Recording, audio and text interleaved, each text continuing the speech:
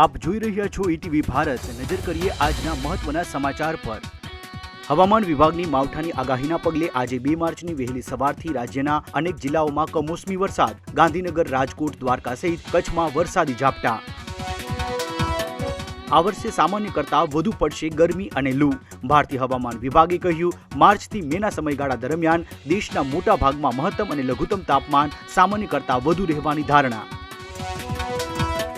ગુજરાત વિધાનસભાનું બજેટ સત્ર પૂર્ણ। સરકાર દ્વારા બજેટ સત્રના છેલ્લા દિવસે કેગનો સંપૂર્ણ અહેવાલ વિધાનસભામાં રજૂ ન કરાતા સર્જાયા અનેક તર્ક વિતર્ક। મુખ્યમંત્રી ભૂપેન્દ્ર પટેલ અને રાજ્ય મંત્રીમંડળના મંત્રીઓએ અયોધ્યામાં રામલલ્લાના કર્યા દર્શન કરી સીએમ સહિત મંત્રીમંડળે અનુભવી ધન્યતા। ગિરનારને પ્લાસ્ટિકના પ્રદૂષણથી મુક્ત કરવાના અભિયાન માટે આગળ આવ્યા જૂનાગઢના યુવા ચિત્રકારો।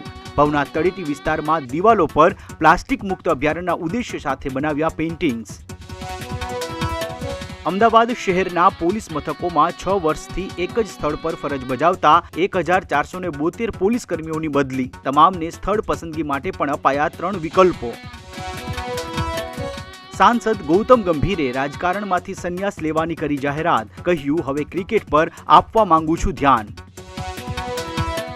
પેટીએમની વધી મુશ્કેલી। ફાઇનાન્શિયલ ઇન્ટેલિજન્સ યુનિટ ઇન્ડિયાએ મની લોન્ડરિંગ વિરોધી નિયમોના ઉલ્લંઘન બદલ પેટીએમ પેમેન્ટ્સ બેંકને ફટકાર્યો 5.49 કરોડ રૂપિયાનો દંડ। બાંગ્લાદેશની રાજધાની ઢાકામાં મોડી રાત્રે 7 માળની ઇમારતમાં લાગી ભીષણ આગ। અત્યાર સુધીમાં 44થી વધુ લોકોના મોત। અનંત અંબાણી અને રાધિકા મર્ચન્ટની પ્રી વેડિંગ માટે જામનગર સેલિબ્રિટીઓથી ઉભરાયું। અજય દેવગન, કેટરીના કૈફ, વિકી કૌશલ અને શાહિદ કપૂર બન્યા અંબાણી પરિવારના મહેમાન। તો આ હતા આજના મહત્વના સમાચાર। વધુ માહિતી અને સમાચારો માટે લોગિન કરો www.etvbharat.com।